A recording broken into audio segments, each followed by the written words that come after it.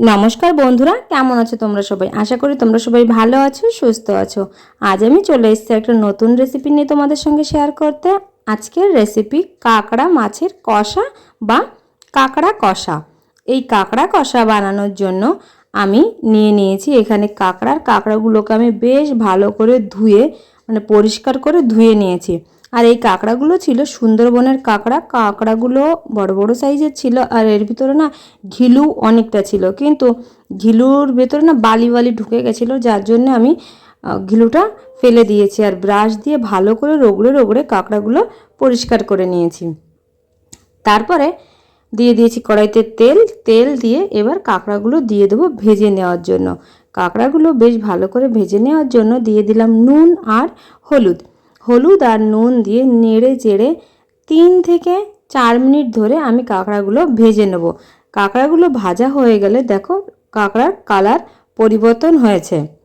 এখন কাঁকড়াগুলো সব আমার ভেজে নেওয়া হয়ে গেছে। এবার আমি কাঁকড়াগুলো কড়াই থেকে সব তুলে নিলাম। ওই কড়াইতেই আমি এবার দিয়ে দেবো আবারও সর্ষের তেল, পরিমাণ মতো সর্ষের তেল দিয়ে দেবো ফোড়নে থাকবে তেজপাতা, গোটা গরম মশলা, জিরে দিয়ে ফোড়ন দিয়ে দিলাম। ফোড়নটা 15 থেকে 20 সেকেন্ড মতো আমি নেড়ে চেড়ে নেব। বেশি নাড়লে আবার পুড়ে যেতে পারে। 15-20 সেকেন্ড নেড়ে নেওয়ার পরে এবার আমি দিয়ে দেব কুচিয়ে রাখা পেঁয়াজ। আর এই পেঁয়াজটা পেস্ট করেও দেওয়া যেতে পারে, আমি কুচিয়ে নিয়েছি। তার সঙ্গে দিয়ে দিলাম একটুখানি নুন, যাতে করে পেঁয়াজটা ভাজার সঙ্গে সঙ্গে সিদ্ধও হয়ে যায়। তো পেঁয়াজটা কিছুক্ষণ ভেজে নেওয়ার পরে যখন হালকা কালার এসছে তখন আমি দিয়ে দেবো 1 চামচ আদা রসুন বাটা। আদা রসুনটা আমি শিলে বেটে নিয়েছি। আদা রসুন পেঁয়াজ দিয়ে বেশ ভালো করে লাল লাল করে ভেজে নিতে হবে। আদা রসুন পেঁয়াজ যখন ভেজে নেওয়া হয়ে যাবে তখন দিয়ে দেবো একটা মিডিয়াম সাইজের টমেটো কুচি। টমেটো পেস্ট করেও দেওয়া যেতে পারে।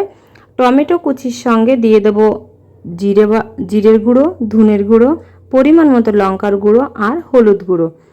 সব কিছু দিয়ে দিলাম একটুখানি জল, যাতে মশলাটা ধরে না যায়। লঙ্কাটা নিজেদের টেস্ট অনুযায়ী দিতে হবে, যতটা নিজেরা খেতে পছন্দ করবে ততটাই দেবে। তার সঙ্গে আমি 2টো কাঁচা চেরা লঙ্কাও দিয়ে দিলাম ফ্লেভারের জন্য। মশলাটা 5 থেকে 6 মিনিট আমি কষিয়ে নেব।